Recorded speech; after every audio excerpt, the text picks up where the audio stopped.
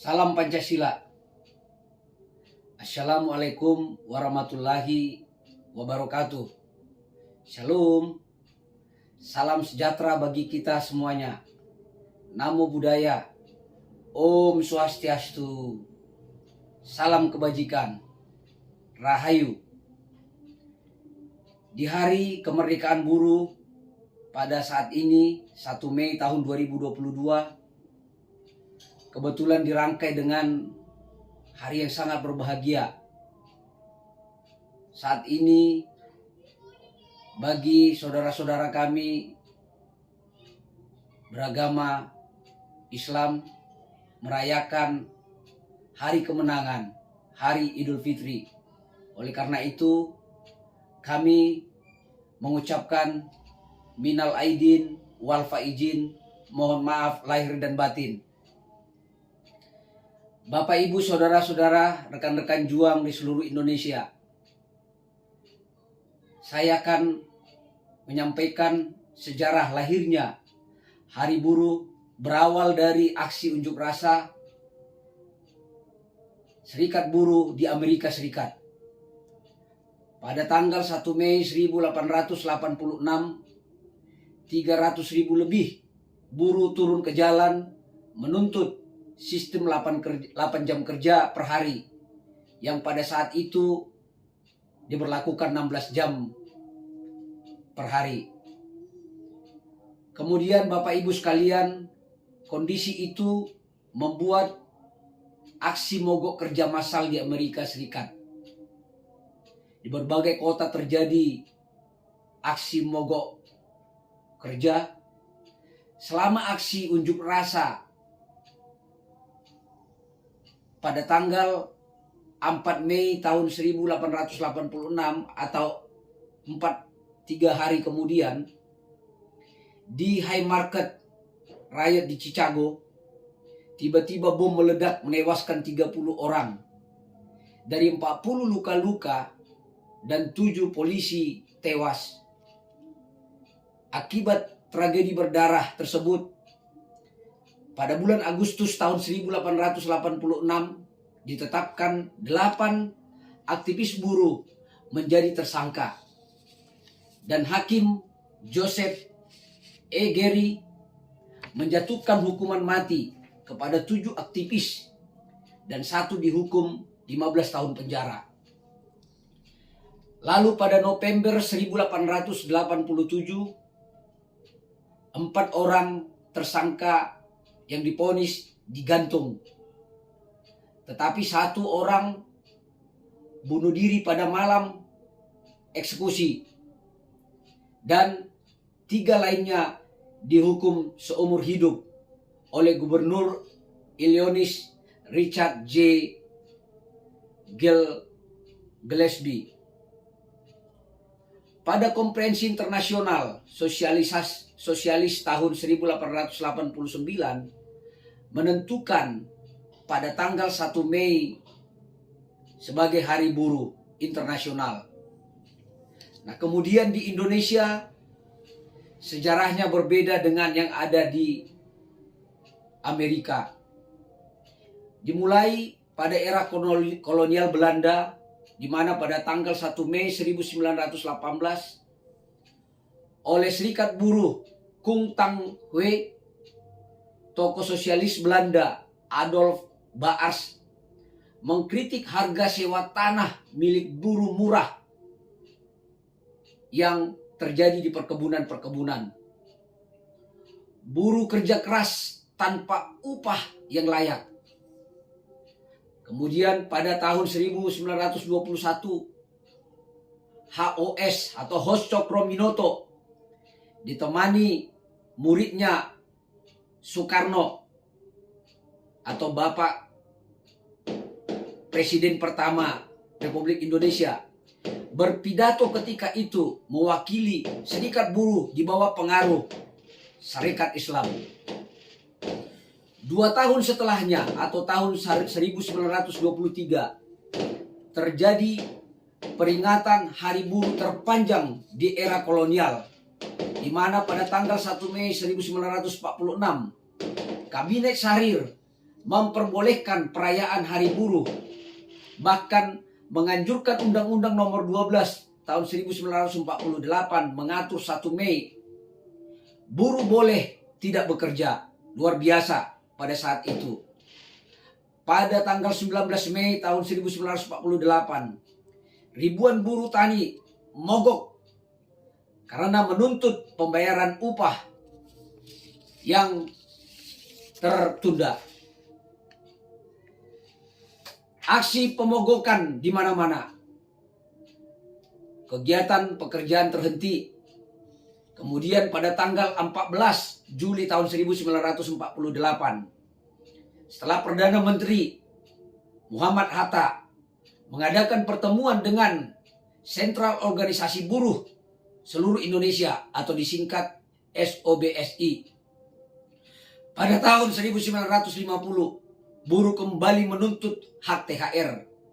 Kemudian pemerintah mengeluarkan peraturan kekuasaan militer pusat nomor 1 tahun 1951. Inilah awal militer terlibat dalam isu perburuhan. Pada Orde Baru, Soeharto berkuasa, perayaan Hari Buruh dilarang. Dinyatakan identik dengan aktivitas dan paham komunis. Pada tahun 1960, istilah buruh diganti dengan istilah karyawan dan banyak dibuat istilah-istilah lainnya seperti pegawai, staf, dan lain-lain. Intinya agar buruh tidak bersatu. Pada tanggal 24 sampai 26 April tahun 1992, pertemuan buruh nasional di Hotel Cipayung Bogor. Tokoh buruh seperti Kiai Haji Abdul Rahman Wahid atau akrab disapa Gus Dur, Muchtar Papahan, Rahmawati Soekarno Putri, Sabam Sirait, dan puluhan aktivis buruh lainnya pada tanggal 25 April tahun 1992 mendirikan Serikat Buruh Sejahtera Indonesia. Pemerintahan Soeharto sangat anti SBSI. Pemerintah saat itu mencap SBSI ilegal, komunisme baru, organisasi bawah tanah, organisasi tanpa bentuk, dan organisasi radikal. SBSI ditolak sebagai ormas. Seluruh anggota SBSI di tingkat perusahaan di PHK. Kendati begitu, aktivis buruh terus berjuang. Tidak ada kata menyerah. Pada Januari tahun 1994, DPP SBSI menyerukan mogok nasional. Dampak aksi ini Marsinah mati dibunuh. Rusli buruh PT Industri Karet Deli Medan tewas. Toto di Jakarta dan Komarudin di PT Andatu Lampung. Kematian mereka semakin mendorong pengurus SBSI bangkit melawan. Pada saat itu ada slogan mati ditindas atau bangkit melawan. Akibatnya Bapak Ibu, saudara-saudara terkasih, pada saat itu 289 pengurus SBSI ditangkap dan dipenjarakan. Selanjutnya perlawanan sengit terhadap kejadian ini terjadi di seluruh Indonesia. Setelah lahir wadah Majelis Rakyat Indonesia atau MARI, di mana Muchtar Papahan pada saat itu diangkat sebagai ketua dan Haji Ridwan Saidi sebagai ketua harian, keluarlah 4 tuntutan rakyat. Yang pertama, naikkan pendapatan. Yang kedua, tingkatkan ekonomi rakyat. Yang ketiga, laksanakan Pancasila dan Undang-Undang Dasar tahun 1945 secara murni dan konsekuen. Dan yang terakhir, yang keempat, tegakkan hukum dan keadilan. Pada awal 1996, SBSI membawa gerakan baru, yaitu reformasi. Muchtar Papahan membuat buku Potret Negara Indonesia dan ditangkap Jaksa Agung pada tanggal 30 Juli 1996. Akibat penulisan buku itu, akibatnya seluruh pengurus SBSI berunjuk rasa di seluruh Indonesia. Di berbagai kota di Indonesia adakan aksi-aksi unjuk rasa. hingga puncaknya pada tanggal 21 Mei tahun 1998. Soeharto mundur dan pada tanggal 27 Mei tahun 1998 Muchtar Pakpahan dikeluarkan dari penjara. Itulah sejarah Hari Buruh dan lahirnya SBSI sampai terjadinya reformasi. Di zaman reformasi, SBSI dalam setiap aksi May Day menuntut 1 Mei dijadikan sebagai hari libur nasional.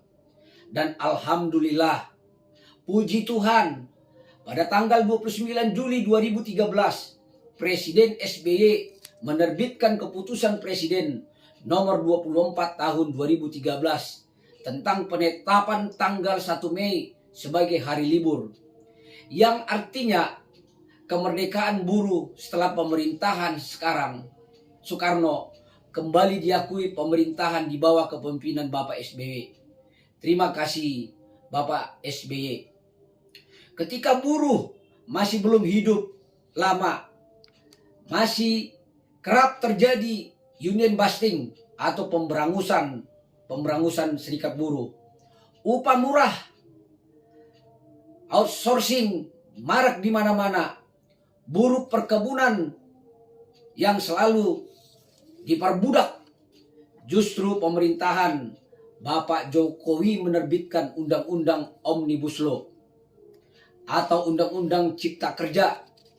Katanya tujuannya untuk menarik investasi dari para pemodal asing.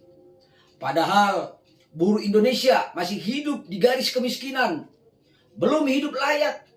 Akibatnya saat ini di mana-mana PHK, terjadi pemutusan hubungan kerja, pengusaha dengan berbagai trik dan teramat licik menggunakan Undang-Undang Cipta Kerja untuk mem-PHK buruh. Apalagi para konglomerasi negeri ini kerap merekrut pejabat-pejabat tinggi negara yang telah pensiun sebagai direksi di perusahaan-perusahaan mereka. Inilah yang kami maksud sebagai intervensi terselubung yang mempengaruhi penegakan hukum yang adil bagi buruh. Belum lagi lemahnya hukum, sanksi hukum kepada pengawas ketenagakerjaan di tingkat provinsi yang diduga bermain mata dengan pengusaha, sehingga kasus-kasus normatif kerap berakhir tanpa putusan. SBSI 1992 selalu menyoroti sikap pengawasan ketenagakerjaan di tingkat UPT dan provinsi di seluruh Indonesia. Contohnya Bapak Ibu sekalian, kasus Sekretaris DPC SBSI 1992 Kota Gunung Sitoli, saudara kami Berkat Aprianus Harepa, melawan usaha dagang Wiramaskarya. Gajinya dipotong tiap bulan hingga tak sesuai UMK. Utang Berkat Aprianus Harepa membludak karena gajinya di bawah UMK. Berkat Aprianus Harepa meminjam uang tagihan yang setiap hari ditagihnya sebanyak 4 juta rupiah. Namun bukannya perlakuan yang baik dia terima. Oleh karena penzoliman yang dilakukan oleh pengusaha kepadanya, Berkat Aprianus Harepa di PHK tanpa surat peringatan pertama, surat peringatan kedua, dan surat peringatan ketiga. Ironisnya, pengusaha UD Wiramaskarya melaporkan Berkat Aprianus Harepa ke polisi dalam tindak pidana penggelapan. Di proses polisi pula, sementara uang Berkat Aprianus Harepa masih ditahan pengusaha sebesar Rp17.842.093. Lalu pengusaha UD Wiramaskarya dilaporkan oleh pengurus serikat kita ke pengawasan ketenagakerjaan karena diduga melanggar tindak pidana ketenagakerjaan. Namun tak diproses. 1 tahun 6 bulan Berkat Aprianus Harepa akhirnya diponis dipenjarakan akibat pelaporan dari pengusaha tersebut. Sementara itu pidana kekurangan upah yang telah dilaporkan oleh serikat kita ke pengawas ketenagakerjaan tidak pernah diproses atau tidak pernah ditanggapi. Pada tanggal 16 September 2021 kita telah melaporkan itu, di mana pengusaha UD Wiramaskarya tidak membayar upah sesuai UMK dari tahun 2014 sampai dengan tahun 2020 sebesar Rp17.842.093. Dan akhirnya dengan dimediasi oleh pengawas ketenagakerjaan, uang tersebut dibayarkan kepada Berkat Aprianus Haryepa. Apakah ini contoh yang diberikan kepada kaum buruh? Berkat Aprianus Haryepa harus menerima hukuman 1 tahun 6 bulan. Sementara dia memiliki uang, dan uang tersebut gaji yang tidak dibayarkan itu, kekurangan upah itu, akhirnya dibayarkan. Dan paling peliknya, pengawas ketenagakerjaan yang memfasilitasi supaya ini nggak diproses, dia dipaksa untuk menerima kekurangan upah tersebut. Padahal dia sudah dihukum, sudah dipenjara. Inilah potret buram penegakan hukum di Indonesia. Lemahnya pengawasan ketenagakerjaan dan gampangnya polisi memproses kasus pidana atas laporan pengusaha. Ini tidak hanya dialami Berkat Aprianus Haryepa. Kasus seperti ini marak terjadi di Indonesia. Padahal Berkat Aprianus Haryepa adalah pengurus serikat buruh yang tidak seharusnya dihukum karena memakai uangnya sendiri. Namun pemerintah harus menjadikan ini sebagai rujukan dalam menangani ribuan kasus-kasus buruh di Indonesia. Saat ini serikat kami juga sedang menangani kasus kekurangan upah PT Jakarta Baru Cosmopolitan Unit Gading Raya Golf. Tapi menurut pengawas ketenagakerjaan unit Kabupaten Tangerang, bahwa kasus tersebut tidak masuk kategori tindak pidana. Sama halnya kasus anggota PK kami PT Sinar Sentral Sandang atau SCS Serpong, di mana terjadi kekurangan upah yang cukup fantastis. Lagi-lagi pengawas ketenagakerjaan tidak mau memproses kasus tersebut. Mirisnya, kasus-kasus pelanggaran hak-hak normatif yang terjadi di perusahaan perkebunan kelapa sawit tidak rahasia umum lagi. Laporan anggota SBC 1992 dari Provinsi Sumatera Utara, dari Riau, dari Jambi, Sumatera Selatan, Lampung, Kalimantan Selatan, Kalimantan Barat, Kalimantan Timur, Papua Barat, dan sejumlah kabupaten kota lainnya yang tak dapat saya sebutkan satu persatu menjadi catatan penting. Peliknya persoalan ketenagakerjaan yang harus diselesaikan.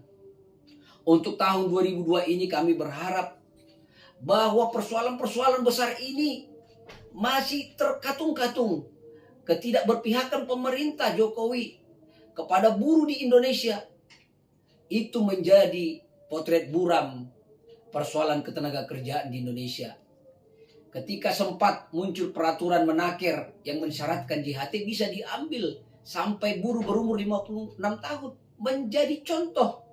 Seperti halnya Undang-Undang Omnibus Law. Sesungguhnya buruh bukan kekurangan kerjaan berunjuk rasa turun ke jalan. Tapi jikalau kepentingan hidup kaum buruh dan keluarganya sudah terancam, maka kami tidak mau.